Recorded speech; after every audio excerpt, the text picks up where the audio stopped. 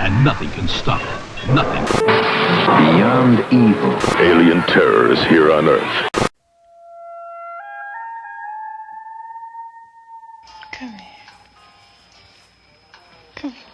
What are you looking at? Lacey, Willie, I told you not to spy on us. That night still haunts me, and there must be a reason. I'm afraid something's going to happen. Dear Lacey and Willie, a long time has passed, more than 20 years since I last saw you. As your mother, I feel I have the right to see you at least one more time. Willie, Willie, Willie, Willie, Willie. Willie, Willie, Willie, Willie, Willie. Willie. Let's get rid of these ghosts once and for all. You know, I remember that Grandma said when you break a mirror, you free everything that it seems. Boogeyman! Shut up, Timmy. Boogeyman!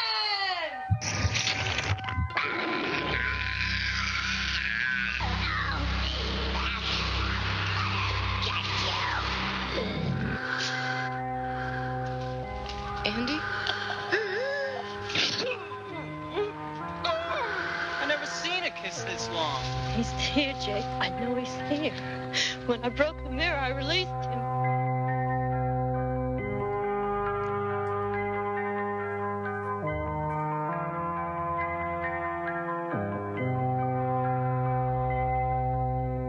Hi, this is Adrienne King, Alice from Friday the 13th, and the Hysteria continues.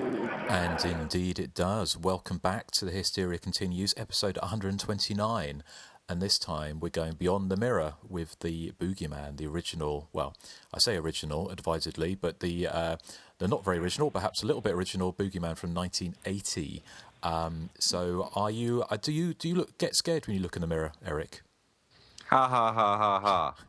Only if there's a picture of you hanging in the background. Oh, I should have seen that coming. Yeah, that was clever, wasn't it? Yeah, well, not really. But anyway, thank you, Erik. How are you doing? Good. Yeah? Good. Good. Well, that's good.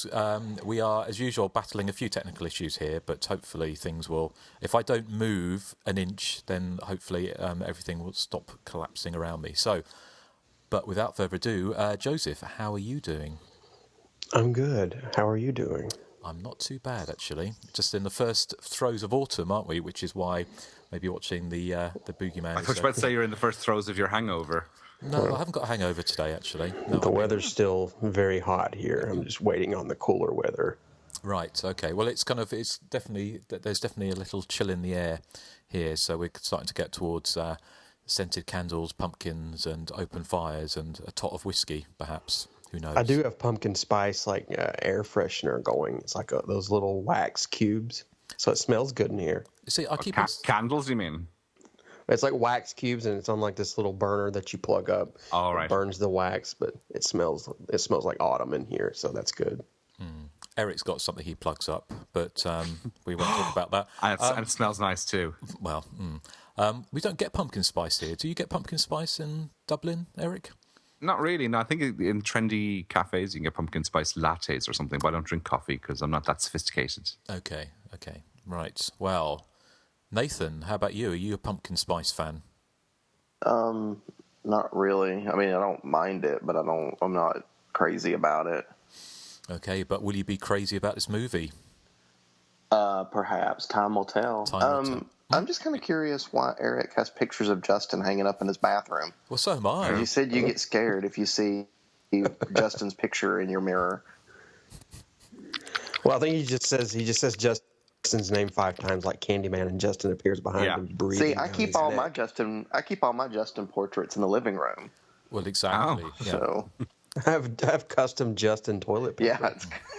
Yeah.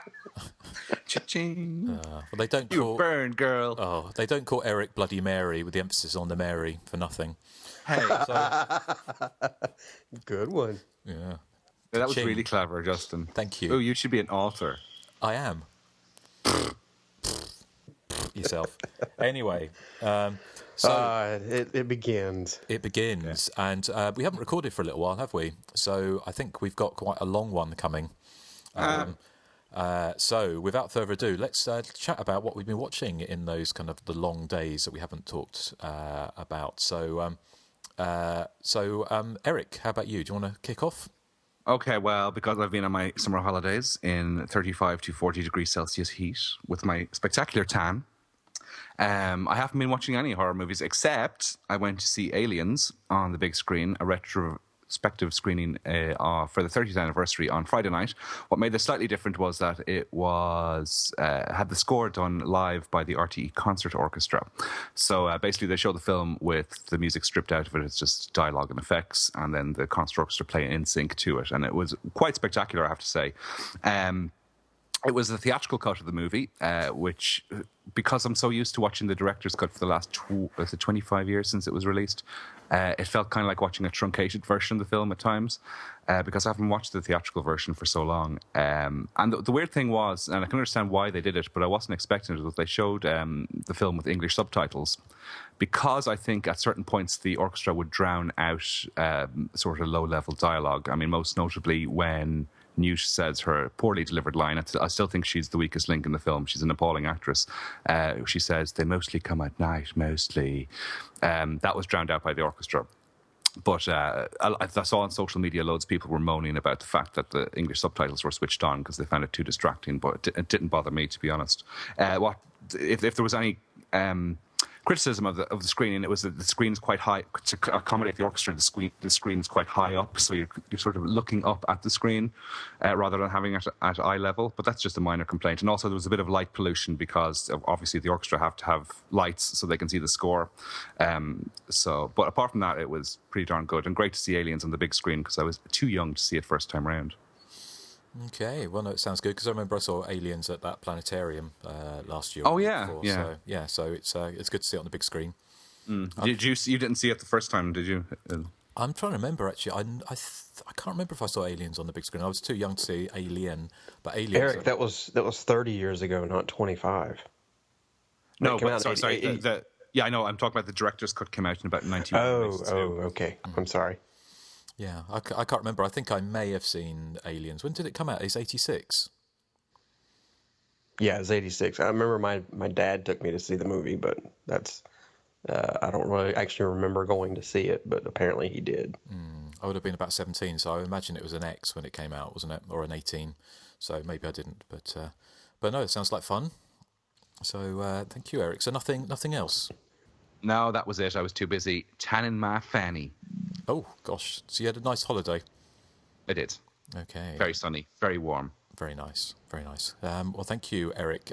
Joseph, how about Lots you? of mojitos. Oh, for goodness sake. I had lots of mojitos. We've moved on. Thank you. Joseph. I'm not finished. Oh, you are I finished on this podcast. I was possessed by Nathan there. Right, well, we'll move on. Joseph, how about you? What have you been watching in the last couple of weeks? Yes, I've watched quite a lot. On your recommendation, I gave in and watched the second season of the Scream Show, and I think you were right. Like the first 5 or 6 episodes, it meanders a lot. I mean, this is a slasher show, but it has this very bad habit of like going 3 or 4 episodes without a murder, and that really bugs me. After about the midway point, it starts getting really good. The chase scenes are really good, and some of the deaths are really violent when they actually get to them. I think my one failing with it was that I was able to kind of pinpoint who the murderer was, fairly early on, so there wasn't much suspense. But I wouldn't say it's a great show, but it's like it's inching ever closer to being a good show. Like maybe by the next season, it'll be, fairly, a little more watchable than what it is. Well, there's a Halloween special coming up. No, I didn't know that. Yeah, so it's a Halloween special, which is like a 2-hour special, or I don't know if it's over just 1 week or it's a couple of episodes. But I think it's up in the air whether or not there'll be a season 3 anyway. So this might tie it all up. Interesting. But I take it, Nathan, you didn't watch it in the end, did you? I haven't finished it, but I started the first season. Okay. Well, we'll wait to hear what you thought when you've got through that. But and I know, Eric, you haven't watched it either, have you? No, I don't think I have any intention of watching it, I'm afraid. Sorry. I know you haven't. I am interested in looking at the new Exorcist TV series, though. Yeah, I heard that's got some quite interesting, especially some interesting twists and stuff. So yeah, maybe check that out. And I Erik, just want sweary girls vomiting. Well, we can have a Erik, Ash versus Evil Dead is a week from today, so. Yay! I hope it's on the TV station I can get in Ireland. Oh yeah. Yeah. Well, it remains to be seen. But Joseph, anything else? Yes, I saw the new Blair Witch film, which I'm a big fan of the original Blair Witch. I know it gets a lot of detractors because people blame it for being too shaky and they just wander around until someone stands in a corner. But I'd say this one's even worse. It's basically the exact same film, only it's louder, it's a little more obnoxious, and I guess it's a little more technically high end with the new types of cameras like drones and GoPros and all that stuff. And I don't know, I just found it to be the exact same movie. I just felt like I was watching the movie remade almost. I didn't really enjoy much of it. I do like there were a few kind of that's kind of interesting how they got that shot, or I guess you could kind of call that creepy if you haven't seen it a million times. But I don't know, I just been there, done that. Yeah, I saw it. About you, Nathan and Erik, have you seen Blair Witch yet? No, I haven't. Is it as shaky cam-tacular as the first one?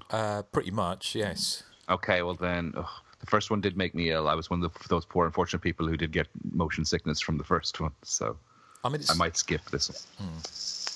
I also think it might be a case of being too little, too late. I mean, if you're going to follow up the Blair Witch, not counting Book of Shadows, it's probably best to do it around the time of Book of Shadows. But 16, 17 years later, that kind of shop-worn found footage thing is just kind of on the way out. I think they just waited too long, honestly, if I'm. What about you, Nathan? Do you watch that, or any interest in watching it? No, I don't think I really have any interest in watching it, unless maybe it ends up on Netflix. Then I'd probably watch it. I'm sure it will do. I do have an interest in watching it because I do like the Blair Witch Project, and I really like Book of Shadows. But I do too. I love Book of Shadows. I think it's underrated. It is totally underrated. Yeah. It's just the shaky cam thing doesn't do my head or stomach any favors, I'm afraid. But I did really like Blair Witch Project, and I'm just intrigued about a 17 years later sequel. Well, it sounds more like a remake, as Joseph was saying, but I would be interested in seeing it, yeah. I mean, I saw it at the cinema, and I thought it was what amazed me is the power of hype, because, we were talking a few episodes ago, we were talking about the, when it was called The Woods, and it was coming up, all the kind of, they've really advertised the hell out of it here, because there's all the buses, it's got like Blair Witch, terrifying, the most horrifying, scary movie you'll ever see. And it got like 100% on Rotten Tomatoes right up until it opened, and it dropped down to about 37%, and then it bombed. So either they were paying those people, or there was just like a real case of Emperor's New Clothes. But I didn't hate the movie. I just thought it was disappointing, considering it came from Adam Wingard, who did You're Next and The Guest. And I wasn't as massive fan as The Guest as I know some people are, but I thought You're Next was really, really good, and it was a fantastic updating of that home invasion sort of slasher thing of the 1980s. I really love both of those. I think this was a step back, and it definitely was not as scary as advertised. No, I just didn't understand. I thought if they might as well just remade it rather than just doing a quasi remake. They pretty much did. Well, they did, didn't they? And do you see any supernatural stuff in this? You do get to see glimpses of the witch this time around, and I think it's quite well done. You only get very little glimpses, but it's kind of this kind of naked thing, kind of like horrific. I like naked things. Horrific naked thing, but it's great that. Do you like naked eyes? Got the work. I only know one of their songs. Oh, okay. Yeah, you missed what I said anyway, didn't you? So it doesn't matter. But no, what did you say? I said it's good that Toya's finally got some work. I hate you. I wish I'd never asked you to repeat that. It was a horrible thing to say. But no, but it's kind of, you see her in the background and just kind of flashes, and they do it quite well. She looks like it's kind of this weird, like Mr. Tickle, like the Mr. Men, with like really long arms. This kind of pink thing, like a spider behind them, and it works really well. But they also lift something from the Borderlands, the film, that British found footage movie. Oh, I like that one. Yeah, they kind of lift a section of that towards the end. Well, kind of. It's a bit arguable, but it's well done. There's some great bits in it. I thought there's some really flashes of really good stuff, but it was just over familiarity breeds contempt, really, and that was they even end on the same shot. It literally ends exactly the same way as the first one, and it's just thinking, I would have been tempted to take it and run with it in a different direction, or do something different with it, but clearly the audience wasn't ready for it or wasn't interested in it. And I think it's with these kind of films, it's a bit like Scream 4, which kind of underperformed at the box office. They either came too early or came too late. And I think they did with Blair Witch as well. I think it's they just misjudged it, and I think it's just so many found footage films have come out over. Well, they're still coming out all the time, but it's just kind of wasn't the audience there for it.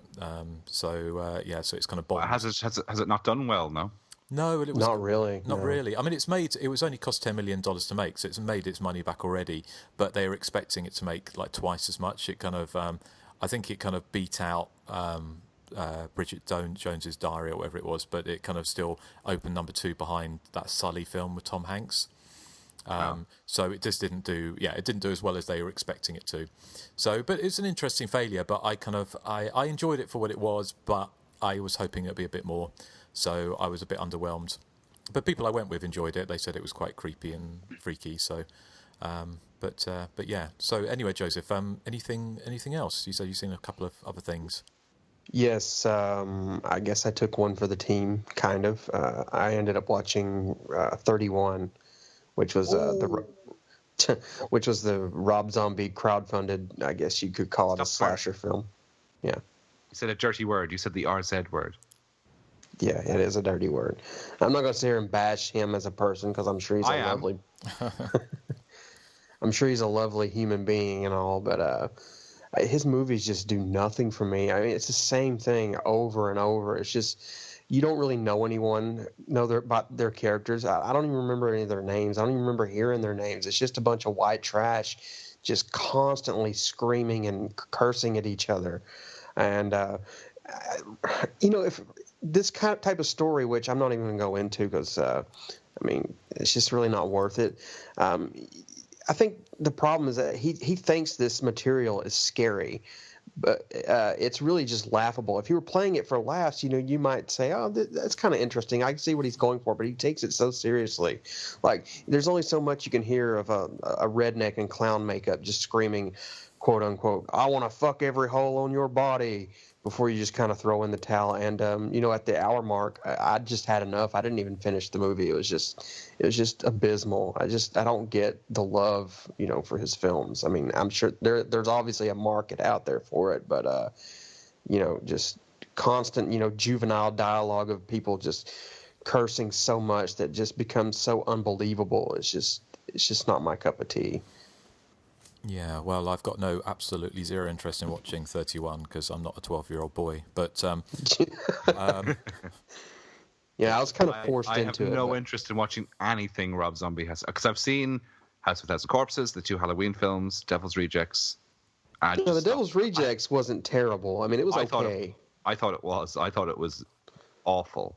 No, I thought it was okay. I know there are people out there who think it's a great piece of work. Even people who hate Rob Zombie seem to sometimes like Devil's Rejects. But I hate it. It's not great. It's obviously it's not really good, but it's probably it's probably his most watchable movie, I'd say. But 31 is definitely not. That's a definite. Please skip this movie. Is that out in cinemas? Is it? It's on demand. All right, because I think it's released in cinemas over here at the moment. Yeah, it was I think it got like a small release and then they put it on demand. So, I take it. Nathan, well, there's no demand from me for it. Absolutely, but Nathan, you've got no interest, have you? It'll be another one of those. If it's on Netflix, I might give it a shot. But until then, no, I don't really have any interest in paying to see it. Fair enough. Okay. Joseph, anything else? Or actually, isn't it timely, maybe, that you did send through, this is the thing that's been doing the rounds on Facebook, although I think it's from 2011, it's when John Carpenter was asked about the remake of Halloween. and this was in some New York Film Festival, wasn't it? But apparently it's from 2011, but it's only really just doing the rounds here, and there's a little bit of dialogue about what John Carpenter thinks of Rob Zombie. He lied about me. He said I was very cold to him when he told me, and that he was going to make it. Nothing could be further from the truth. I was incredibly supportive. Why that piece of shit lied, I don't know. He had no reason to. So, there you go. Bravo, John Carpenter, bravo. Yes, yes, yes. Very strange. I mean, I don't, I'm sure Rob Zombie's a lovely guy. He's vegan, and I'm sure he's an interesting bloke. But I can't stand his movies, and that's just how it is. But obviously, John Carpenter, there's no love lost there either. So I think my problem with a lot of Rob Zombie movies is I never like any of the characters in his movies. I just don't like them. Like in House of a Thousand Corpses, I kind of was wondering as I was watching it. I didn't hate it, by the way. But as I was watching it, I'm like, am I supposed to like these victims, or am I supposed to like the family? Because, the victims themselves, they weren't that sympathetic to me either. So I don't know. Like I was like, I mean, Joseph, in 31, are the victims or the people doing it, is either group sympathetic? I mean, even if you still hate the movie, is either group sympathetic at all? No one's sympathetic because the writing is just so bad. It's just like, it's just what was that?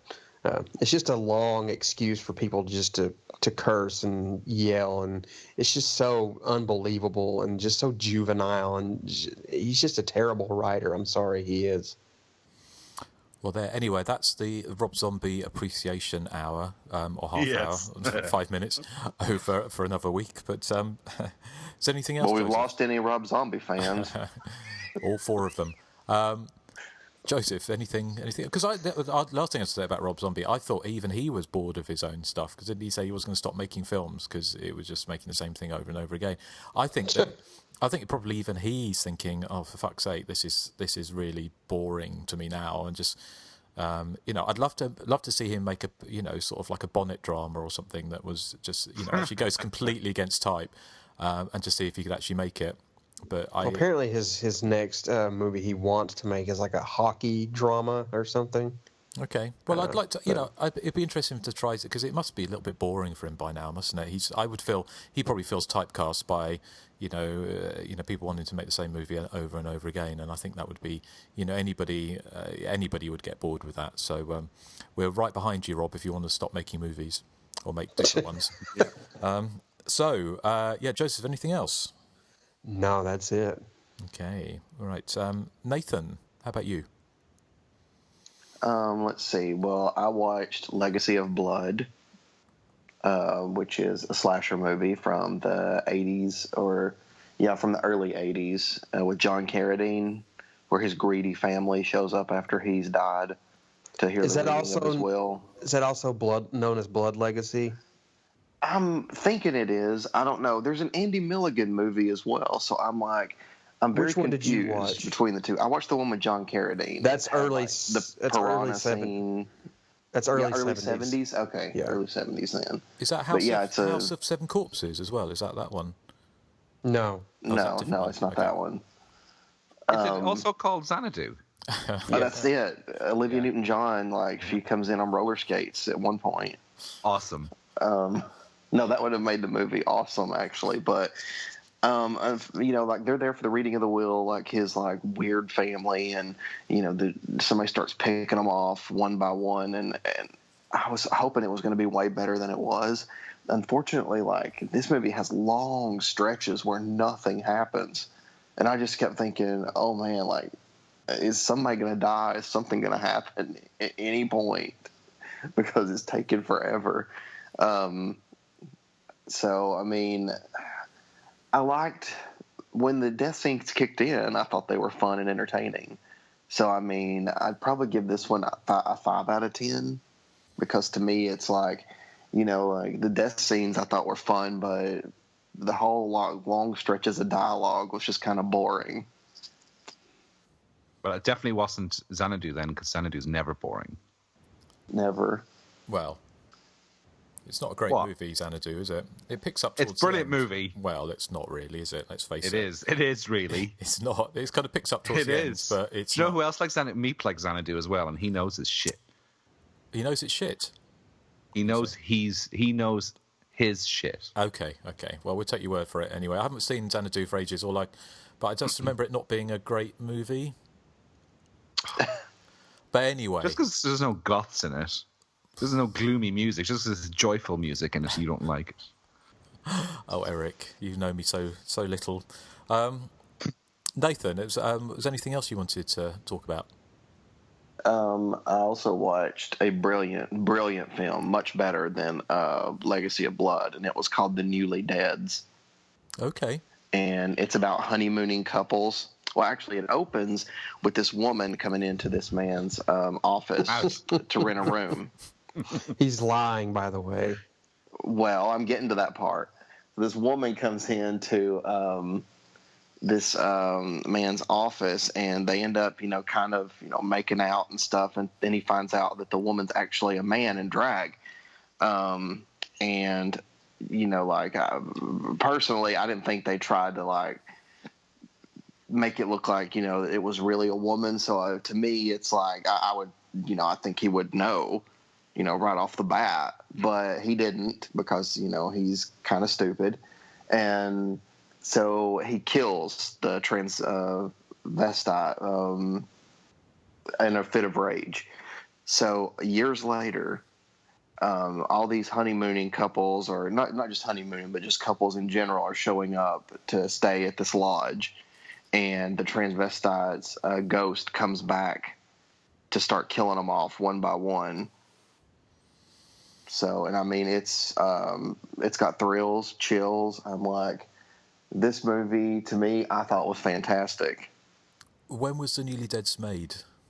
It was the late 80s, like it was 87 or 88. I believe it was 88. Yeah, I could be wrong though. Somewhere in that vicinity. But yeah, it's definitely late 80s because it's. The fashions in it, I think Erik would love, especially like the bleached blonde perm of the woman who's staying there. That's a psychic, so she's trying to help, as she knows, that there's danger afoot.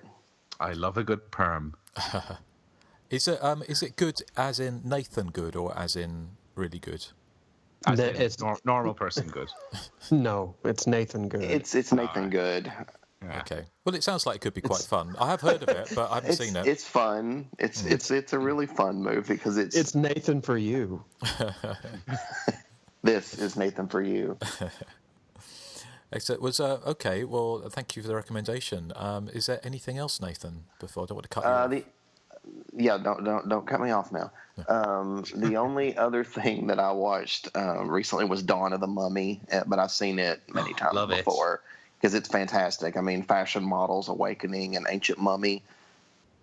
Does it get any better than that? Not really. No, that's one of the trash classics, isn't it? Yeah.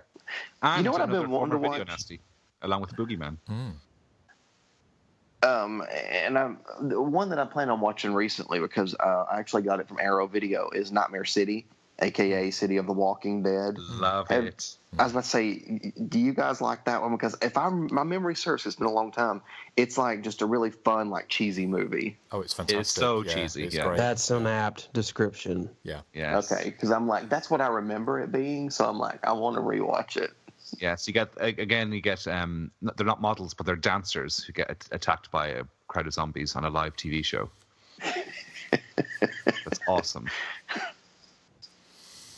Excellent. I remember the zombies looked really funny. Well, technically, they're. It's like 28 days later. They're quote the infected rather than zombies. But yeah, okay. They're zombies so. God, Nightmare City was so ahead of its time then. So ahead of its time. Absolutely. Thank you, Nathan. Is anything else? No, that's all. Okay. Well, I'll just rattle through a few things. We talked about Blair Witch. There's a couple of newer movies that I've seen. I saw #Horror from 2015. Oh, Jesus, I don't like the title. Well, no, but actually, I thought it was a really interesting movie.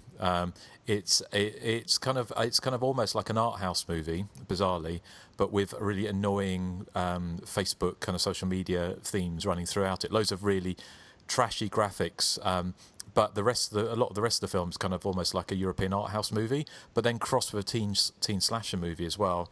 And what makes it particularly interesting is it's the cast are all 12-year-old girls.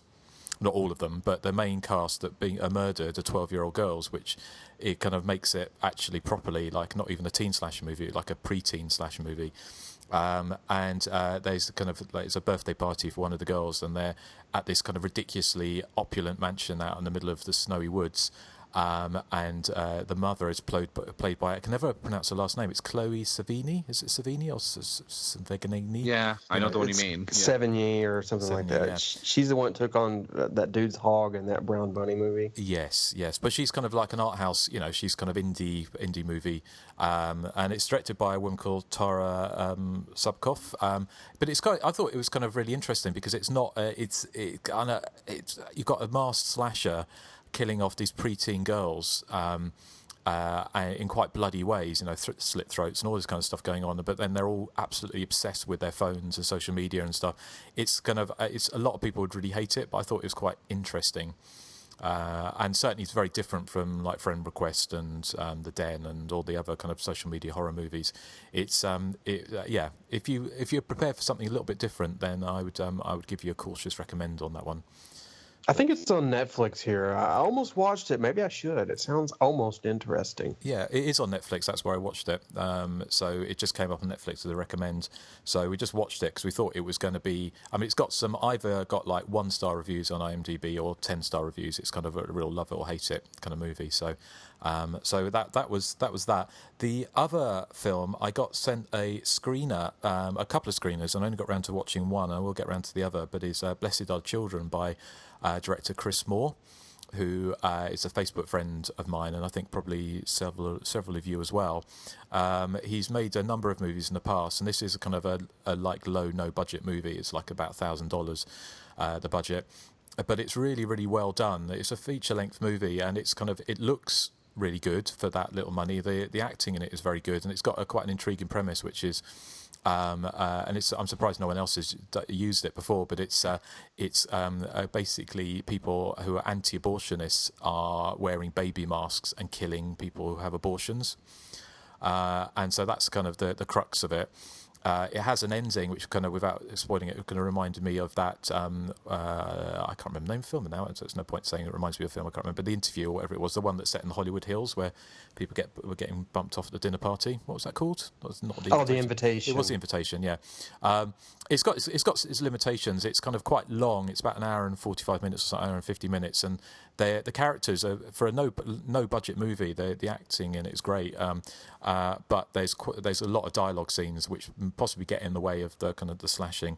There's lots of nods to films like The Brood and all sorts of different horror movies. If you're a genre fan, you'll definitely get a kick out of it. But I think it's really well done. So I think it's worth checking out when it comes out. I don't know quite. I know there was going to be a screening somewhere in Texas, maybe. I might have got that completely wrong, but it'll probably be out for people to watch at some point soon. But yeah, that's definitely one to look out for. So I've heard of that.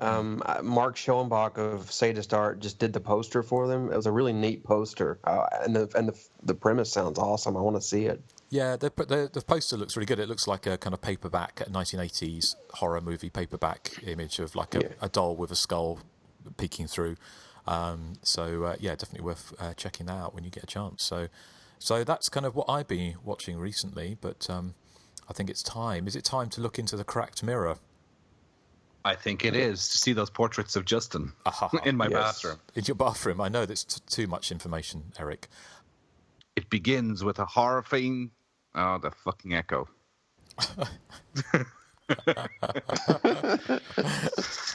Do we have an echo? Echo. We do.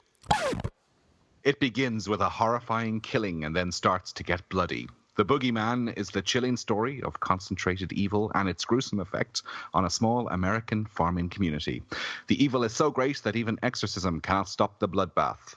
Pray before you next look in a mirror or at a picture of Justin Kurzweil.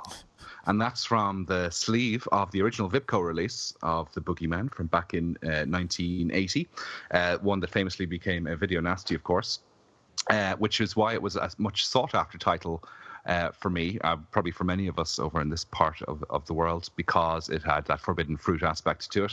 And I know that we're not all going to share the same opinion here, but I think this is a great movie. I love it. But what I've never understood is that it often gets great reviews from quite mainstream critics like Leonard Maltin, who I used to collect his movie guides. I'd buy the sort of updated version every couple of years or so, and he gave this film 3 stars out of 4, which is baffling, really, because the film is just utterly ludicrous trash to me. And that's a compliment coming from me, but I just never thought it would be something that would float the boat of Mr. Maltin. I mean, the setup of the movie is that a brutal murder is of a nasty man with a pair of tights on his head, possibly Justin again, is witnessed by a mirror, and the evil is therefore trapped within it. When the mirror is shattered 20 years later, the Mr. Stockings on Head is kind of unleashed to wreak a supernatural havoc on anyone who is caught in the reflections of any kind of shards of the mirror. It gets compared to Halloween quite a lot, and I've never got that vibe, I have to say. I don't see it as a Halloween knockoff.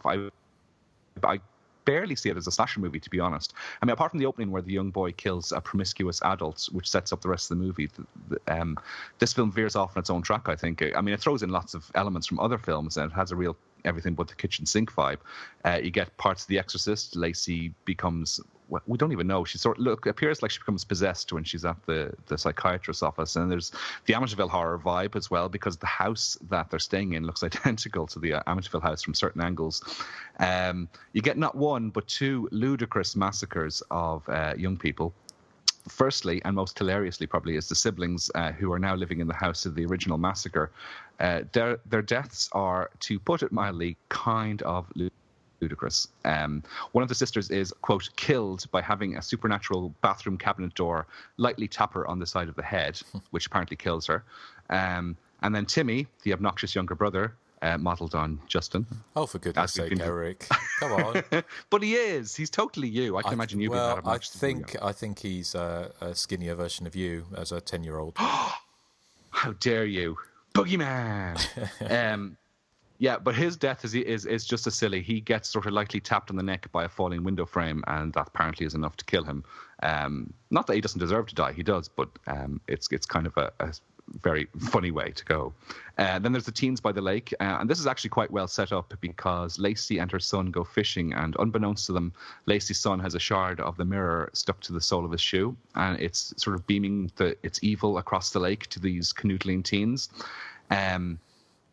One guy gets a screwdriver through the back, a sort of screwdriver supernaturally levitates and shoves itself through the back of his neck and out of his mouth.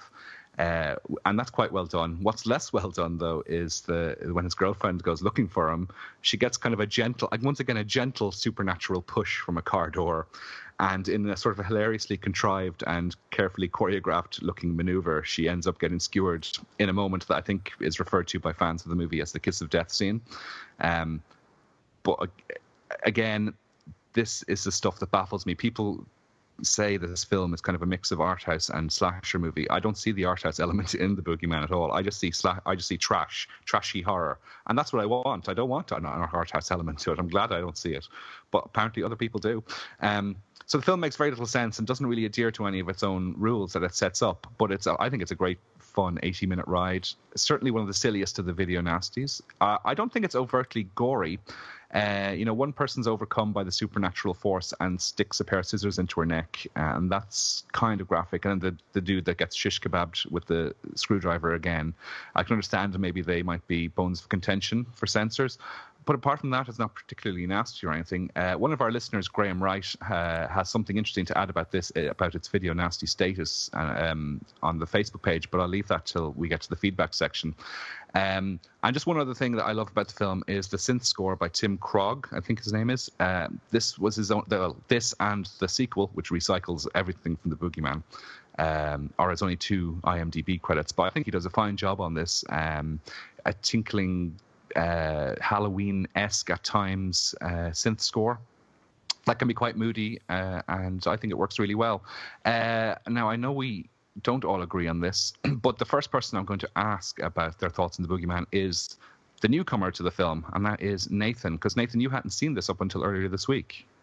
Yeah, it had been one of those movies that, I kept meaning to watch, but I just never did. So it was nice to finally, sit down and watch it. I really enjoyed it. I thought it was, a lot of fun. Like, it was really hokey. Like you said, the kiss of death scene, I actually laughed out loud when that happened because, as you said, the door, it barely hits her. And suddenly she's just like propelled forward to be impaled. And what's also crazy to me is just how ridiculous it is when she goes to see her boyfriend and she's looking, through the passenger side window, and he's sitting there. Like, you can clearly see that he's been stabbed through the back, and he has this screwdriver or whatever it is protruding from his mouth. And it's like she doesn't notice it whatsoever until she turns his head to look at her. And I'm like, there's no way you couldn't see that. No. But I will admit that, after the opening scene, before the triple murder of the siblings, I did start to feel like it was kind of starting to drag a little bit. And I was thinking, okay, something's got to happen, soon. But once that triple murder happened, and then, right after that, we've got the teenagers and the car scene. And, the really over-the-top, fun finale that I really like with the mirror shard and Lacey's eye. I thought that all of that was a lot of fun. I actually watched the sequel as well, and I can really see what everybody's saying about how the flashbacks take up most of the movie. But which version of the sequel did you watch? Revenge of the Boogeyman, or did you watch Boogeyman 2 Redux? No, I watched Revenge of the Boogeyman, which had a lot of flashbacks in it. But I guess for me, it wasn't as many as I thought there was going to be. If you saw Boogeyman 2 Redux, that's a different kettle of fish altogether, but I'll get onto that later. Oh, okay. I'm interested to hear about that. But as far as the Boogeyman itself goes, I wish I had actually watched it sooner, because I'm like, it's definitely not a bad film to me. And I'd be very interested to hear about the Boogeyman too. I always remember these video boxes when I was a kid, and the Boogeyman box came in this big, oversized VHS box, and it just amazes me that I waited so long to finally give it a shot. But and did you enjoy the art house aspects of the film? I enjoyed everything about the film. The art house. Yeah. Indeed. Okay, somebody who did. Yeah. But that's it. That's my thing. Okay. Yeah, I'm finished. So somebody who didn't enjoy the art house aspects of the film, I don't think, is Joseph. Yeah, I don't think I enjoyed much, if anything at all, about this film, actually. I'd seen it a long time ago, and I kind of remember liking it, but it had been years since I'd seen it. But, I watched it this week. It took me 3 days to get through it. I mean, it was just that boring. I mean, never mind that the title, The Boogeyman, is a misnomer. That's the least of this film's problems. I think its biggest problem is that it just goes on and on and on, and it's only 80 minutes long. Sorry, but I think this may very well be the most boring movie we've ever covered. It's technically well made and better in that aspect than some of the stuff that, say, Nathan has picked, or something for which one of those pesky Alishans have pledged for. Ironically, didn't one of them pick this one as well? Yes, Michael did. Yes. Yeah, but I don't know. I just can't forgive its rather languid pacing. I mean, you can only watch a mute and his bromidic sister waltz around a farm so much before your eyes start shifting to your cell phone, or your thoughts kind of drift to whether or not you have a clean pair of socks for work. I don't know. To give the film some credit, I did like a lot of the cinematography, especially with the mirrors kind of beaming, I guess, quote unquote, evil out into the world and so forth. And I thought the skewer French kiss scene, or the kiss of death as it's called, I thought that was pretty absurd and goofy, for what it did. It's a very interesting double murder. I'll give it that. But I don't know. This is the type of movie to make something as nice as a blowjob boring. Even going so far as to have the one that's depicted in this film interrupted by like a falling board. I mean, boy, if that's not some sort of Freudian subtlety, I don't know what is. I don't know. Maybe I was in a bad mood when I watched it. I mean, the fact that it took me 3 days to get through it it's not a very good sign. So, thumbs kind of way down for me, I'm afraid. Well, if you're interested in Freudian imagery, you should check out the sequel, because somebody gets an electric toothbrush shoved in their mouth, and somebody else has an exhaust pipe shoved into their mouth. So, yeah, I don't know if I'll be making a trip to the sequel. I have seen it a long time ago, but if it's just more of the same and literally more of the same, then it'll be a while. Wow, you're a bit Morrissey today. I would normally expect this kind of like I've given up on life attitude from Gothy Gotherson, but not you, Joseph. Yeah. Speaking of Gothy Gotherson, Justin. Oh no. Well, The Boogeyman is a film that I like. It's not a film that I love, to be honest. I think the whole art house thing, was really because Uli Lemel was like a German art house filmmaker. He kind of worked with Fassbinder, was it? I think it was Rainer Werner Fassbinder, yeah. That's right. And he made a film which is really good. I don't know if anyone's seen it, The Tenderness of the Wolves, which was based on the real child-killing murders in Austria, I think it was, in the beginning, early last century, which is a very kind of serious, very well-done kind of art house thriller. So I think the art house thing kind of comes from that. Also, it's kind of, I do like these kind of films where you have people like Lucio Fulci and people like that who make films in America who are kind of bring a kind of sensibility to it that's kind of odd. And you get this with the Boogeyman. It's kind of, he's taking on what is kind of typical Americana, this idea of, like American farmland, which has kind of been invaded by this kind of weird Auslander style kind of supernatural shenanigans going on. So I like that. I mean, I think it's kind of, I get the impression, I don't know, I mean, I interviewed Uli Lemel, who's the first person I've interviewed for Hysteria Lives, and he comes across as quite eccentric, to say the least. And I think he was kind of, I don't know whether or not he was taking the piss out of American films with this film. He certainly, I think it feels like he was with the sequel, Boogeyman 2, because it's kind of, it's almost like it's just a cash grab. And this, there are, obviously, as we have already said, elements very much like the opening is very much like Halloween, isn't it? The opening shot of the farmhouse is kind of identical to Halloween. And I think the reason the film was such a big success financially, as we'll kind of move on to, was pretty much because that there was a gap in the market left by Halloween that hadn't been immediately filled. And so I think the Boogeyman kind of filled that gap. And also I think people went to see the Boogeyman thinking it was potentially a kind of continuation or a different approach to that kind of Michael Myers type thing. I do like it. I enjoyed it. I enjoy its early 80s-ness about it.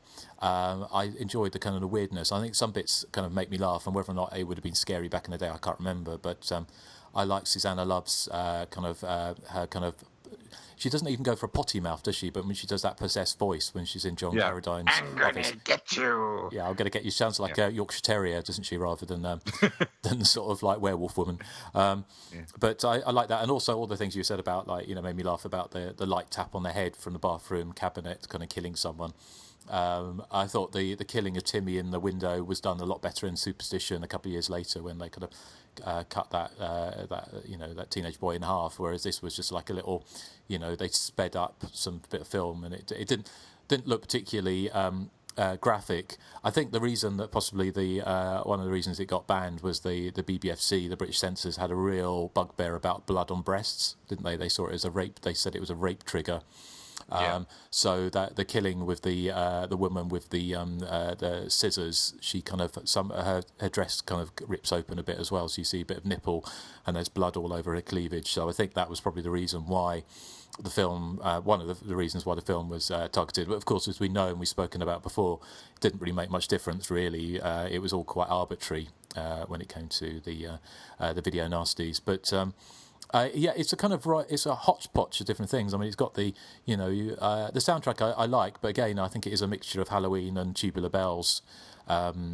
I actually did some liner notes for the release, the LP release last year or earlier this year. Overall, I do like the film. I mean, it's certainly better than the sequel, and it's certainly better than the third one, which was, appalling. I mean, I remember getting it on a VCD or something. Not VCD, what are they called? They're... It would have been VCDs, yeah. On 2 discs, spread over 2 discs. That's right, yeah. So I bought that. That was back in the early 90s, well, maybe mid 90s, and I mean that was like really low budget. And I think Uli Lomel's kind of.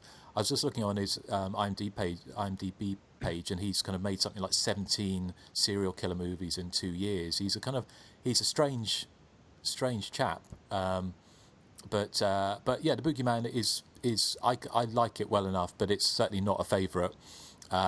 But I appreciate its place in the canon. I love the promotional stuff. I love the American one sheet, which has got Susanna Love kind of looking out the window, and it very much on purpose it kind of brings to mind Halloween, and I think it was definitely with a view of kind of capturing the audience, which it clearly did to some degree. So that's my tuppence for the moment. Yeah, the 88 Films brought it out on Blu-ray earlier this year, or was it last year? And it's got the reversible sleeve again. It's got the UK art, which is a picture of the priest holding up the crucifix with blood pouring down his face, and then on the back is that American sheet you said with the Susanna Love looking out the window. And interestingly, Justin, I don't know if you can shed any light. It's the Boogeyman with 2 O's in the States and with 1 O over here in Europe. Any idea why?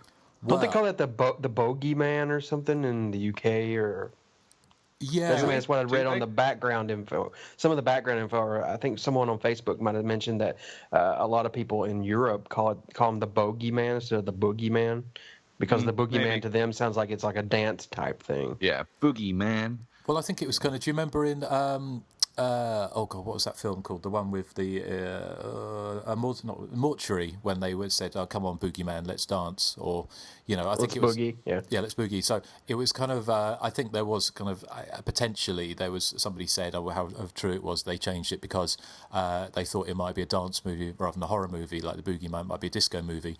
But I don't know whether that's true or not. I think it probably is. The spelling was slightly different, or there may have been a copyright thing. It could have been all sorts of different things. But yeah, they changed the name to Bogey rather than Boogie in the UK.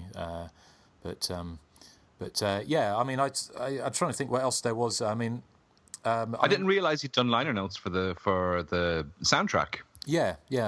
I did, and also there was a couple of others. Uli Lomel did some as well, which there was a quite interesting tidbit, which we'll get onto a little bit, that he said about some very surprising person he met when he was editing the film and who helped him edit it.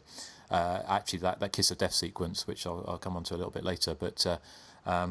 I mean, it's kind of it is what it is. I mean, it's kind of the whole Amityville horror. It's almost like Uli Lomel sat down with Susanna Love and said, right, well, let's watch horror movies from the last couple of years and see what works, and then let's do a mega mix of those. So you've got like The Exorcist, you've got with the priest, you've got the Amityville horror with the house. We've all spoken about this in the Halloween, but of course the other thing, what it did do, it very much seemed to inform the Final Destination movies. So the idea of a slasher movie without a slasher, kind of flesh and blood slasher movie villain. So I think it was quite influential in those regards, and I think Boogeyman is the kind of like the grandfather of the Final Destination series. You were mentioning Superstition. I think Superstition did this formula, much better.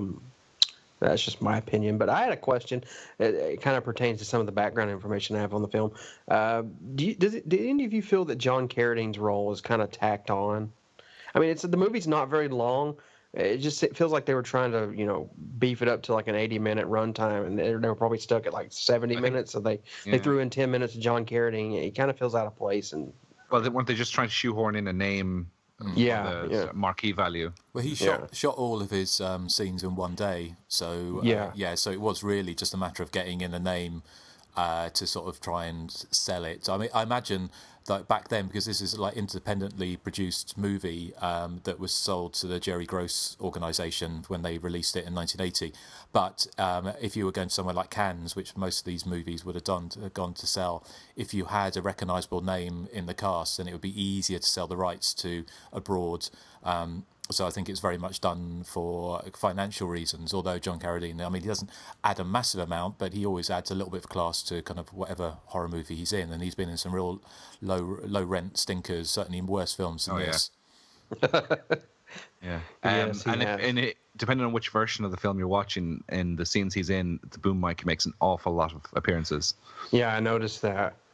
Now, in the 88 films Blu-ray, they have it, they show it in 185 widescreen, and all those mic shots that I've seen in previous versions have been obliterated, which I'm a bit upset about, because I love an old mic shot.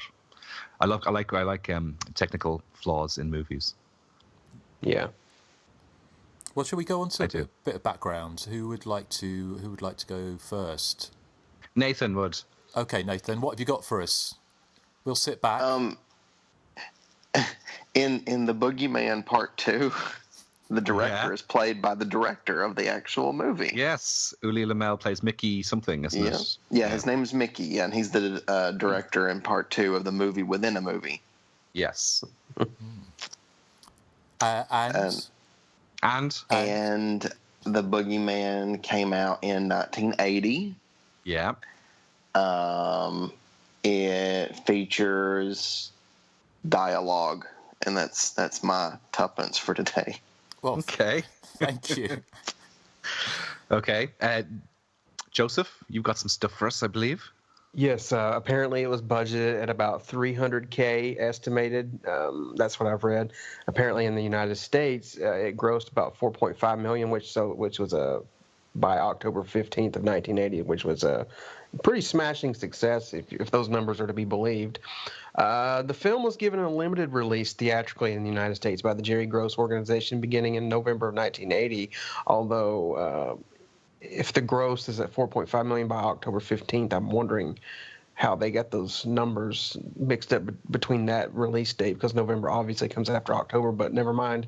It was subsequently released on VHS by Wizard Video, and that's the big box that Nathan was talking about. I also remember seeing several variations of that here in the States.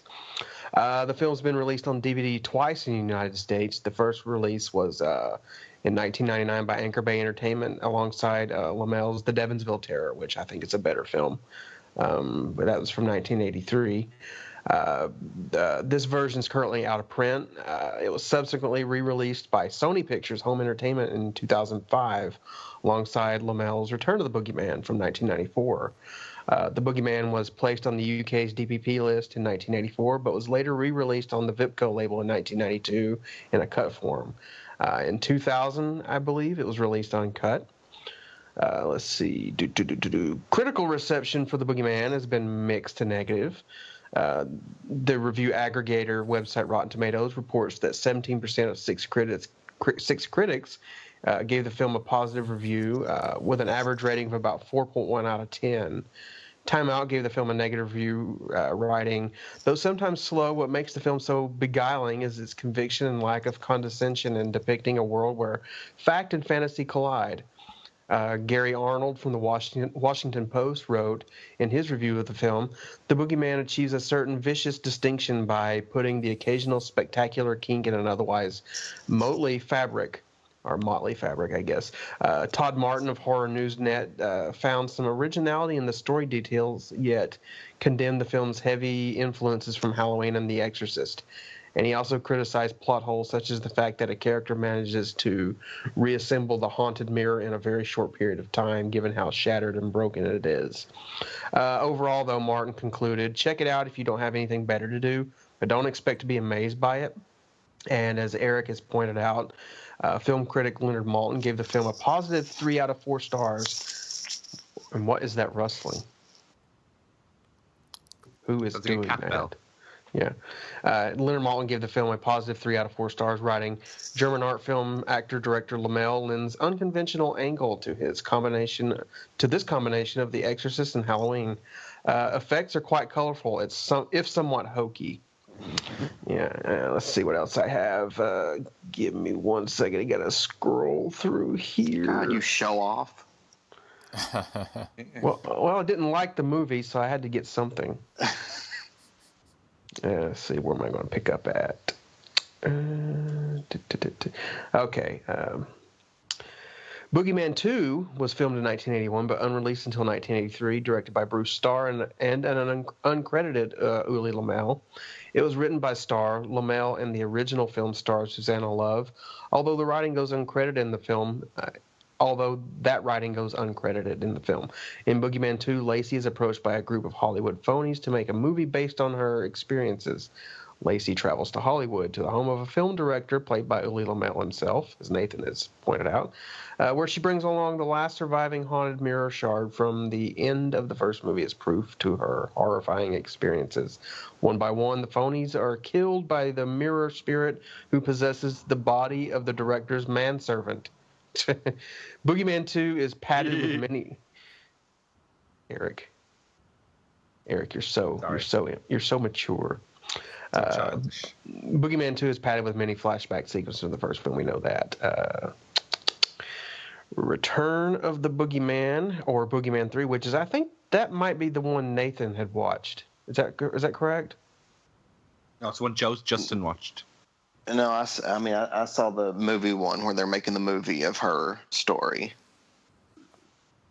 Okay, yeah, then that's the actual Boogeyman 2. But Return of the Boogeyman, or Boogeyman 3, was released in May 5th of 1994, I believe, and is largely, again, constructed around numerous flashbacks to the Boogeyman.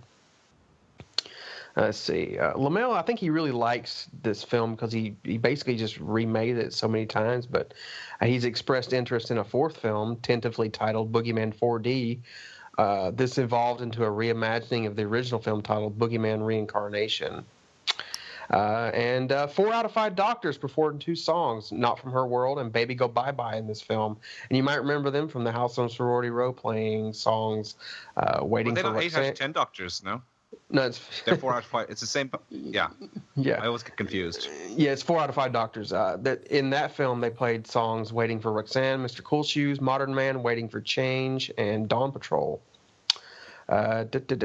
Star Susanna Love is the real-life sister of co-star Nicholas Love, who plays her brother in the film, and was at the time also the wife of director Uli Lamel. She and Lamel co-authored the screenplay for this film. The house used for the exterior shots of Lacey and Willie's childhood home is located in La Plata, Maryland, and in 2004 was severely damaged by a tornado. That's a shame. And last piece I have here is producer Albert Zugsmith, who I don't think had anything to do with this film because his last film was in 1975, suggested to Lamel that he should cast John Carradine in a secondary role in order to enhance the film's overall commercial appeal. Moreover, Carradine's scenes, like Justin said, were all shot in a single day. And that's all I have for background. Excellent. Justin, do you have any more to add to that? Yes, I've got a few. I did helped out with some of the images for the liner notes and the images for the one static release of the soundtrack on vinyl. And so I also asked to sort of write kind of a few paragraphs on the film. But there's a bit from Uli Lamel, and he said, won't read the whole thing, but he says, making Boogeyman was like getting into a spaceship and leaving this planet with a group of friends headed by my ex-wife Susanna Love.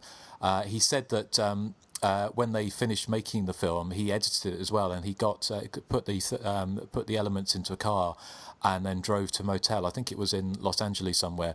And he said there was a knock at the door one night, and he opened it up, and it was William Burroughs. Who was at the door, and he wanted to know what the strange noises were coming from Uli Lamel's room. So Uli Lamel invited William Burroughs into the room, and they edited the famous skewer Kiss of Death scene together. So that was quite an interesting tidbit. Whether or not that's true, I don't know, but that's what Uli Lamel said. Now, the film was it was also, I believe, the auntie and uncle in the film. Susanna Love's real auntie and uncle. So it was a real family affair. Obviously, as Joseph mentioned, it was, I think it was Nicholas Love, wasn't it? Her brother. It was in it. Now the film was, because we've spoken about this before, about with like Halloween and why there wasn't the floodgates as rip-offs or things didn't really open until like 1980 really, and so 1979 there was relatively few Halloween kind of cash-ins. The film started gestation in July of 1979 when the script was completed. So it didn't start filming probably either, I'm not sure exact date for filming, it's probably late 79, early 1980, because it looks like it looked kind of like spring or autumn, doesn't it, really, in the film? Doesn't sort of look, it's not like, it doesn't look like it's in the summer. Yeah, it's a very fall type film. It feels like it was on the cusp of those 79 and 80 with the fashions. Yeah. Well, I can confirm that on the extras for the Blu-ray, Uli Lamel says it was filmed in October of 1979, 4 weeks. Okay, well there you go. So yes, there was that. The film, as I mentioned, was picked up by Jerry Gross, who put out quite a few classics in 1980. Now, allegedly, this film outgrossed another of Jerry Gross's films, Zombie, or Zombie Flesh Eaters, as we know it over in the UK, which was also released in 1980. It's apparently also outgrossed Miss Nude America contest and I Spit on Your Grave, which are all put out by the company. So classics. So classic, exactly. So it's one of the biggest grossing horror movies of 1980. Including obviously with Friday the 13th. So Uli Lamel got on to, was struck lucky really with this movie. Now, the last thing I was going to mention was that Joseph mentioned about Boogeyman 4D, or what was now Boogeyman Reincarnation. Now, on the liner notes, Uli Lamel says 34 years later, in October 2014, we shot a reimagining, in quotation marks, of the original in Canada, entitled Boogeyman Reincarnation. And if you look on IMDb, it is on there, and it says at a budget of 4.5 million. So for whatever reason, Boogeyman Reincarnation has been sat on the shelf for 2 years, and so whether or not it'll ever see the light of day is in anybody's guess. But yeah, that's kind of my tuppence. Eric, have you got anything left for us?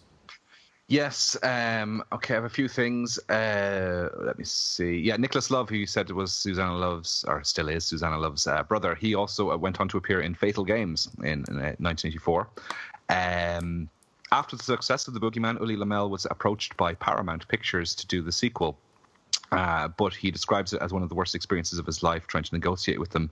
And he ploughed this experience into the script for Boogeyman 2, which was based sort of loosely on the Hollywood wheeling dealing that he was trying to do. Now, I really like the sequel in its original form, because, I mean, it does utilize a lot of footage from the original. I'd say maybe a third of Revenge of the Boogeyman is footage from the first film. But there's lots of fun deaths in the second one. There's, as I said, somebody gets killed with an electric toothbrush, somebody else with shaving foam, somebody has their mouth shoved onto the exhaust pipe of a car in a very phallic, suggestive scene.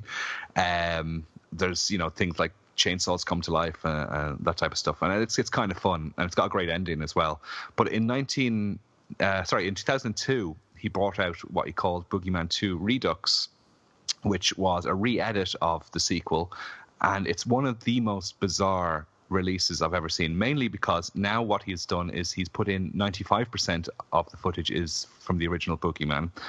He's taken small clips from the original Boogeyman 2 and sped them up for some reason. I don't know why. And he's interspersed it with video footage of himself being interviewed in the character of Mickey, who is the director in Boogeyman 2. And he's been accused. He's been accused of the murders. He's been interviewed off screen by a police person,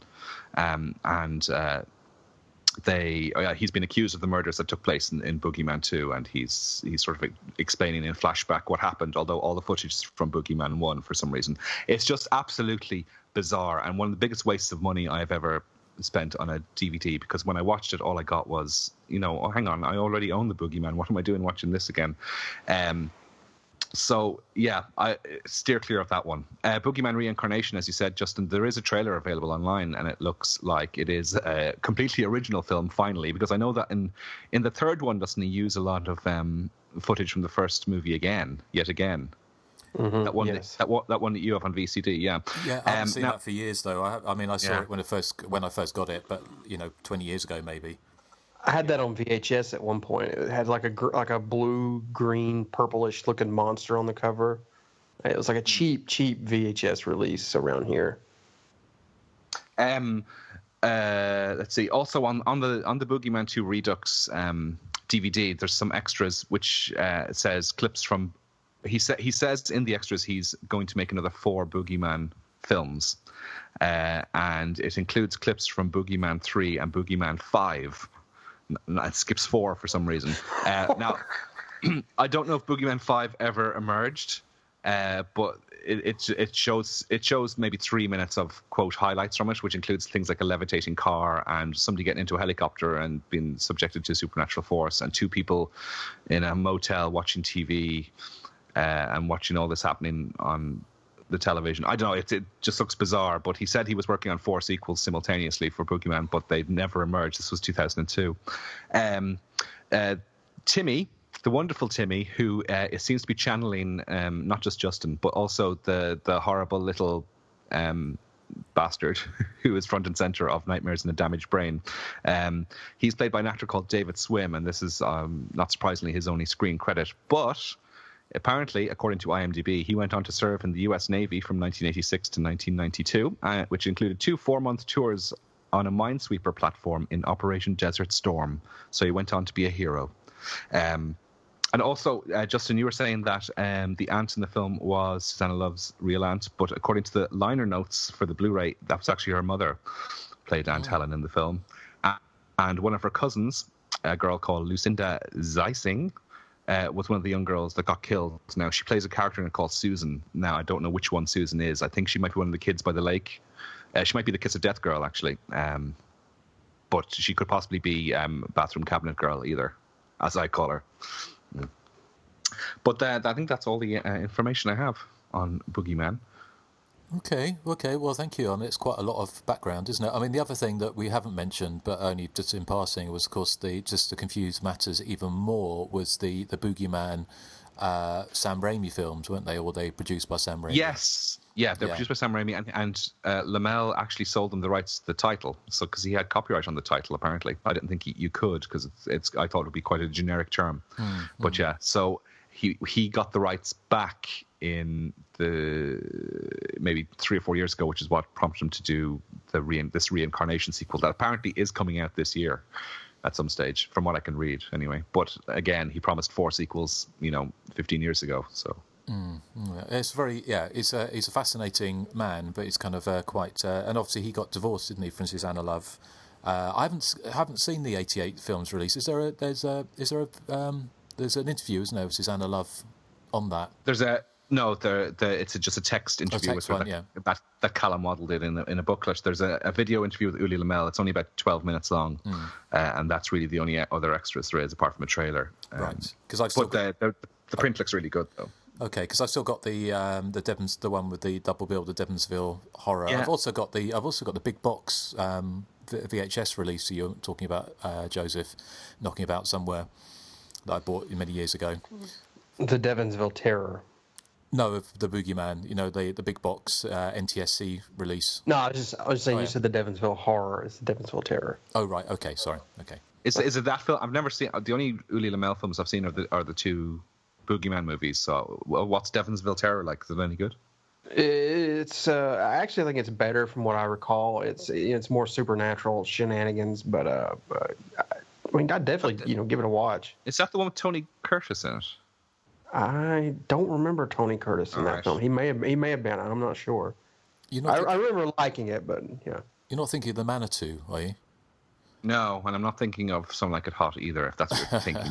I'm not stupid, Well, okay, well, let's just move on from that, shall we? So, is there anything left to say on the Boogeyman before we get into some feedback? Or actually, what we could do before we get on to proper feedback, how about, not proper feedback, but feedback not about this film, Joseph, do you want to regale us with some of the comments from the Facebook group about this movie and see what our listeners think of the Boogeyman? Sure. Let me just scroll through here and find them. Okay, let's see. Amanda Reyes says, I just rewatched The Boogeyman recently and loved it. It's a slow burn and so creepy. There's definitely something deep going on there with the idea of childhood traumas left to haunt a house and even the mirror that witnesses the anguish. And I love the idea of that, but really the Boogeyman just works as a strong supernatural slasher with a few WTF moments, like the whole segment of the teens getting killed at the beach house, which I love, but admit it's total filler. And I would agree. I would want more of that in the film. But anyway, and she says a lot of atmosphere. The soundtrack is amazing. I picked it up after seeing the film again. I agree with others who have said Lamel never topped this. And while I don't like most of his output, this is a solid effort and a fairly underrated little horror film. Looking forward to your thoughts. That was Amanda Reyes. Justin Kosh says, Uli Lamel's only good movie. Apparently he is aware of this because he keeps remaking it every few years. I wish I still had my Anchor Bay DVD that was paired with the Devonsville Terror. It died in the fire of 2000, whatever that means. John Jordan, he says, hold on. John Jordan says, I hated this the first time I watched it years ago, but I gave it a rewatch recently, courtesy of the 88 Films Blu-ray, and found myself really enjoying it. Has a couple of good kills, cool soundtrack, and an exciting finale.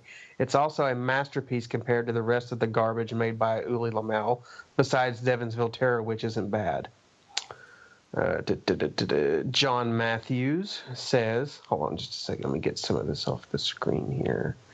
Okay, and while you're doing that, I will say that Tony Curtis is in Brainwaves, which is another Uli Lamel film. Donald Pleasance is in Devonsville Terror. Oh, okay. John Matthews says, I recall really liking this one back in the day, seeing the uncut version on Australian VHS label's Cinehome video, I guess that's what he's saying, along with a dreadful sequel. However, upon a recent Blu-ray revisit from 88 Films, it still held up. It's a highly original concept, a supernatural slasher which was ahead of its time. It's gory and has some great kills. It's a tense film that builds up with an iconic satanic-themed ending. It's more of an art house film overall than typical early 80s trash. The director himself was quite the talent, as you see he's worked with the great German new wave director Fassbinder, which influenced his style. The director sadly hasn't done anything as good and now makes awful direct-to-video crap. Let's see. Asia Ramey says, I saw this movie when I was a kid. I rented it at my local mom-and-pop video store and couldn't wait to get home to watch it. Boy, did it scare the crap out of me. I even took down every mirror in my bedroom and slept with the lights on. That dude was frightening with the pantyhose over his head. I still enjoy watching it. Brings back good times. Great show, guys. Looking forward to more reviews. Graham Wright says, I chatted to a BBFC representative at a festival years ago, and he had a hazy recollection that the film was picked on during the Nasties hysteria, not because of the gore, but that the scene with the bloke with the stocking on his head entering the lad's room had possible sexual abuse connotations. Recently watched the 88 Films disc and couldn't really see it myself. Okay. Jake the Snake McCoy says, yes, I love this movie. Yeah, it's cheesy and obviously rips off a lot of the classics, but I think it has good atmosphere, a great score, great kills, and a neat premise. My biggest guilty pleasure ever. Screw the clip show sequels, though. And there's quite a few here. I'm just trying to clear up some room on my screen. Okay. Mike Alishan, who I believe picked this, says one of the greatest slasher movies of its era. Susanna Love is generating all sorts of Jamie Lee in this, simultaneously portraying a strong and vulnerable character just like Laurie did 1 year prior. I can't believe this gorgeous, talented actress didn't go on to have a more prolific career. The soundtrack is dark and mesmerizing on the same level as Halloween. The death scenes in this film are unrivaled due to the three main factors: the tension buildup, the outstanding camera work, and the gorgeous cinematography. The ending left an opening for a sequel brilliantly. A shame no true sequel was ever made. Sigh. Maybe it was for the better. Okay, gents, I have drooled at the mouth long enough about this film, so let me end this on a final note and say that it is in my top 5 slasher movies of all time. Interesting. Alex Boley says, rewatched it a few years back and thought it was a decent low-budget entry for the time period. Alan Ladog, or we know who that is, Justin.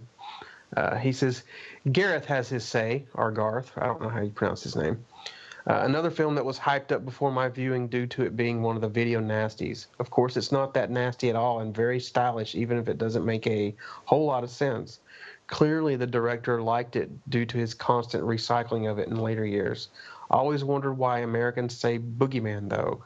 Here in the UK, people always say Bogeyman. Boogeyman makes me imagine some killer 1970s disco dancing murderer. There we go.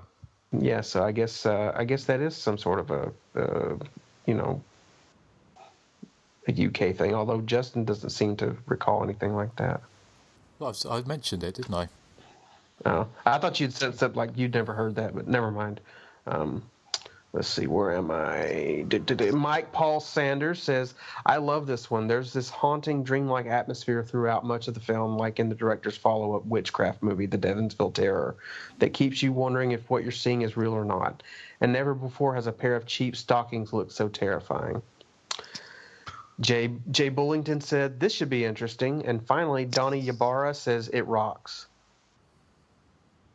Cool. Well, I can say that Susanna Love did go on to have a great career because she was in a film called Olivia, which came out in the UK under the wonderful title Prosy. That's in prostitute. Wasn't that also directed by Uli Lamel, though? It was, yeah. Mm-hmm. Yeah, I think she's only ever in Uli Lamel projects. So, well, she was in some Andy Warhol stuff before she did Boogeyman, which is where she met Uli Lamel. So. Mm-hmm. Cool. Well, thank you everyone who wrote in on the Facebook page. That's fantastic. And obviously we will be announcing what we're going to be covering next on the podcast shortly. So we'll give you a chance to weigh in on that as well. But we've got some other feedback. Who would like to go first? I got some. Okay. Okay. It says, hiya. I'm not sure if this is something you have discussed, but I love this made-for-TV slasher starring Mary Lou Henner and Michael Mancini from Melrose Place. And there's a link provided for Lady Killers from 1988. It's about a bunch of male strippers who are just trying to make it in a woman's world, getting slashed on stage by a fright wig and sunglasses-wearing killer. Michael must strip in a police lineup and go undercover. Keith David shows up and attempts to explain gender, then gives up. The whole thing is on YouTube and is of poor quality. There's a VHS. Take care, Christy. And no, I've never even heard of this movie, but it sounds hysterical. So. What's it called again? I missed the... It's called Lady Killers from 1988. Oh, okay. No, I've not heard of it either. I'll have to check that out. I can't say I've heard of it either. But, yeah, that'll be something I definitely want to look for. Because, I mean, if it's some made-for-TV slasher movie, I definitely want to see it. Yeah, but nothing at all to do with the fact that it's got male strippers in it, isn't it? No. That's just one of those perks. I should ask Amanda because she knows more about TV movies than anybody else I know. Yeah, so I'll see if she knows it. Okay, I'll go one next. Okay. Yeah, no, please. I'm just trying to find. I've got one here, but I'm having problems locating it. Okay, this one comes from Andrew. He says, hi guys, recent convert to the Hysteria continues and have been thoroughly enjoying all the episodes so far. Discovered a lot of films I'm sure I would have overlooked. I know everyone involved is way too cool for school. Well, that's me, but not Justin. And not nerdy in any way. That's you. Where's that horse? Sorry. He says, I know everyone involved is way too cool for school and not nerdy in any way, so probably not into pen and paper role-playing games, but I wondered if you knew that there is a game based around our most beloved of genres. Slasher Flick is written by one Cynthia Celeste Miller, who really knows her stuff and wrote the game as a love letter to those cinematic gems. One person runs the game as the director and sets the scene, but where it deviates from other RPGs is that while each player has their main character, there's also a set of secondary characters that everyone collaborates to send to their senseless deaths. The killer is more or less invincible until there's only one or two characters left. Players are rewarded for doing idiotic things like going outside alone to check what the noise was, with genre points. which can be used to re-roll poor dice rolls in an attempt to save a character's skin. There's also rules for freakouts, being a scream queen, a large list of character stereotypes, and more. I've played this game in the past, and it was a great combination of good fun and bad taste. There's a link to the Spectrum Games blurb on it here, and he gives me the link. It's spectrum-games.com. The tagline on the back of the book reads, "Unstoppable maniacs, gratuitous violence, nail-biting suspense, horny camp counselors." Keep up the good work, and I look forward to many more episodes in future. And that comes from Andrew. Well, I've never actually played a pen and paper role-playing game in my life, but if anything was going to get me into it, it would be this one slasher flick. It sounds kind of like it could be fun. Yeah, it does sound like fun. Is it kind of? I wonder if it's the same as like Dungeons and Dragons and Call of Cthulhu, that type of role-playing game. That's what I'm imagining it is. Yeah. I haven't played that since I was about 14. All right. Have Nathan, Joseph? Have you ever played RPGs? No. I may have been around people who played them, like when I was a child, but I never actually played any. So. Well, something to look out for. So thank you, Erik. Joseph, have you got anything, or No, just everything from the Facebook page. Okay. Well, I've got one here from a long-time listener, and it says, "Hey guys, long time no speak. Still listening religiously to your podcast, although work and renovating a house has taken its toll. Never mind, though, there's always time to sit down and watch one of our favourite movies as some guy goes crazy with his massive tool. Speaking of which, I have caught a few new movies of late, and lo and behold, they haven't all been slashers. I loved 10 Cloverfield Lane, Bone Tomahawk, and The Witch, all of which I've recently seen. A special shout-out as well to The Scout's Guide to the Apocalypse. My hopes weren't that high, but I was pleasantly surprised by this hybrid Superbad crossed with a zombie movie. Very funny and gory and well worth a watch for friends and a few beers." I've seen that. Have you guys seen... You seen that one? No, I believe it's on Netflix, but I haven't watched it.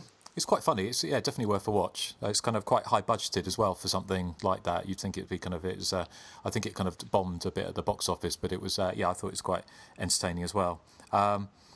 Goes on to say, "As I say, I've been crazily busy at work, although the last few days have been full of distractions. We had a superstar director right outside our offices in Brum, i.e. Birmingham. Yes, Mr. Spielberg has been filming Ready Player One in Birmingham, and they've been filming right in front of my office window. Needless to say, I didn't meet the great man himself, but the experience of seeing a big budget film shot on your doorstep has been interesting, although things did get a little trying the 15th time you see the same shot go past.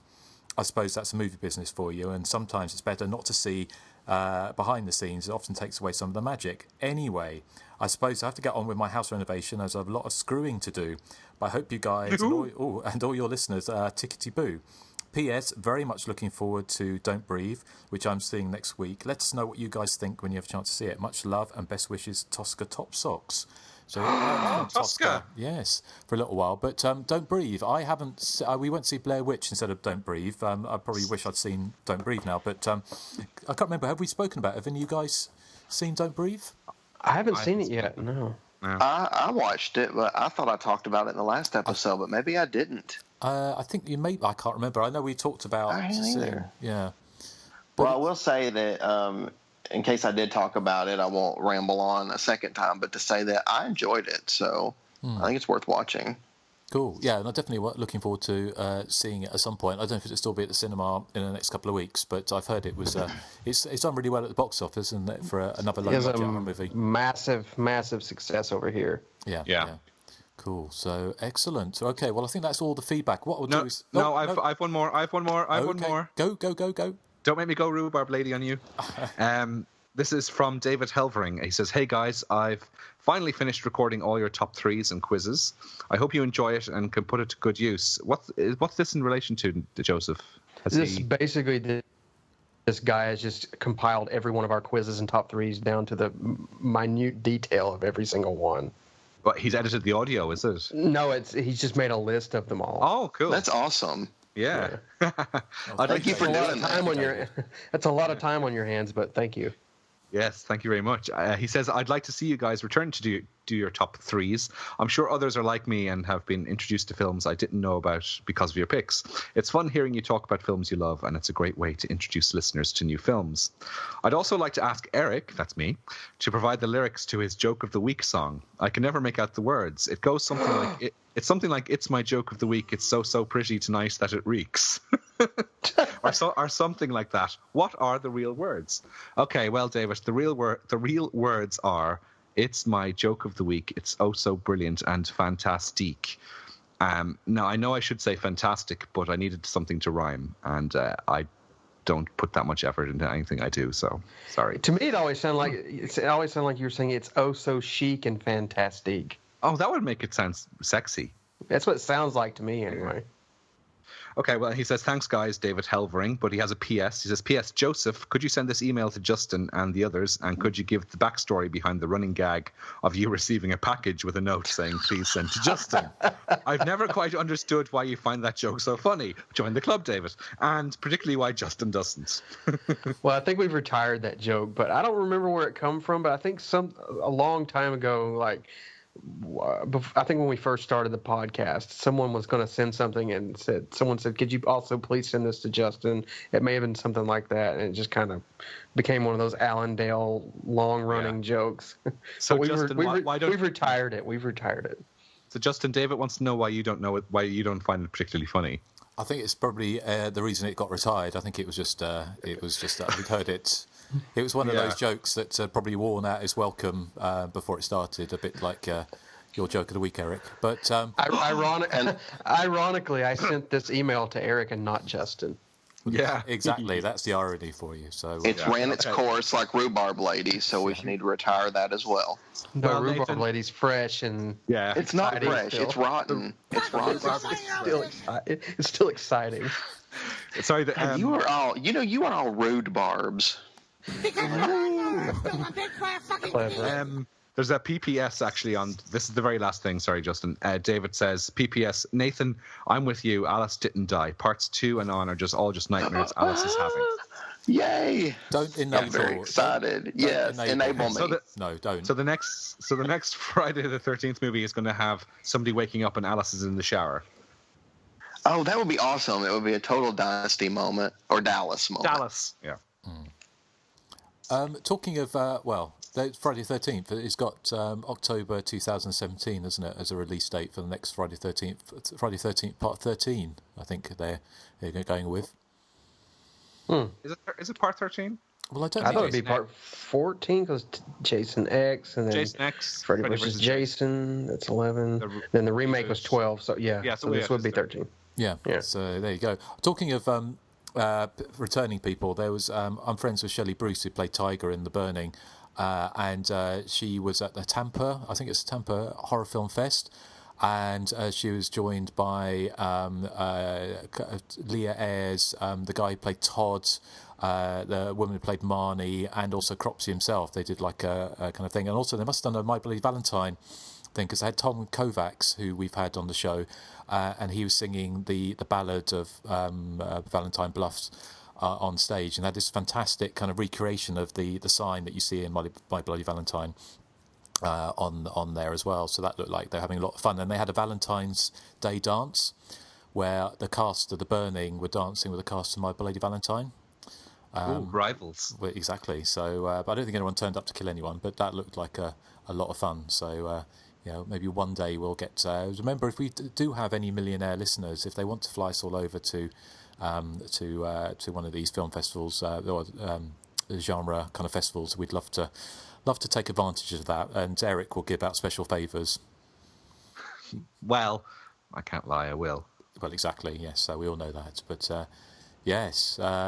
I was trying to think if there's anything else. We've got a couple of commentaries coming up that we're going to be doing, which we're not sure if we can talk about yet, so we won't talk about them just yet, but we're going to be recording one next week for an upcoming Video Nasty. I can say that. And then we're going to be doing another one very shortly for a classic slasher movie from the early 1980s that we've recorded an episode for in this podcast, so that's another clue. But also, Joseph, haven't we got something else talking of... little hinty things. Sure, I need to get that together. Do you want to play the contact details or whatever? Okay, I'll do that. Here's how to get in contact with the show, so we'll keep you in suspense. Listen to the Hysteria Continues on iTunes, like us on Facebook, follow us on Twitter, and subscribe to us on YouTube. You can email us directly. Everyone hung up on me. Continues@gmail.com. Keyword: The Hysteria Continues. Hello, Joseph. Can you? Yes, I couldn't hear anything. It just went silent. Now I assumed that we just can't hear the soundboard clip. So that's why it's decided to stop working. Anyway, soundboard. Anyway, that's how to get in contact with the show. But we've had we could probably say a more professional podcast would edit that out. But well, I know, but we're not a professional podcast. There will probably be quite a lot of record scratches in this episode because it has been a bit of a clusterfuck. My microphone keeps on stop working, so now I'm leaning into it, and I'm kind of deadly afraid to move in case it cuts out again. We've had echoes, we've had all sorts of things. We've had a meltdown by Erik. I mean, it's just been like, I haven't melted down at all.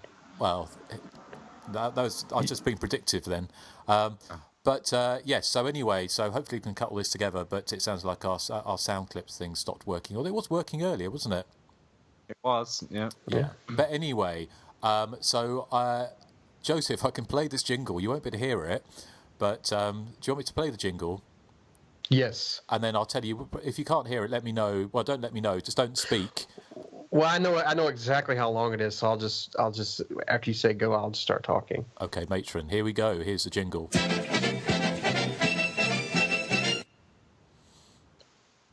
Okay, this is a new game for our listeners. Basically, I have a movie I'm thinking of. Whether or not we've covered it, I will not reveal. Basically, I'm going to give 3 vague little hints. And after the show has been edited and thrown online, which may be a couple of months, I'm going to post a status. Time. Yeah, I'm going to post a status on Facebook, and basically you guess what movie I'm thinking of. You get one guess, and one guess only. And the first person to guess correctly will get a point. So this game will span several episodes until someone gets to 5 points by correctly being the first person to guess what movie we're thinking of. If no one correctly guesses this, I'll throw in 3 more vague hints about this film on the next episode. But you get the gist of it. What else to say about it except I think that's pretty much it. I will also, if you do guess correctly in the comments, I'm not going to say whether or not you've guessed correctly. I'm going to announce who the person that guessed correctly first is on the next episode. So here we go. The first clue is the killer in this film leaves behind a sticky mess of evidence to his or her crimes. The second clue is a keyword clue, and that keyword is iron.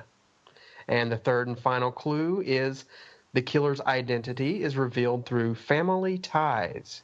Not the TV show, just through familial bonding. So there you go. That's your 3 vague clues as to the movie I'm thinking of.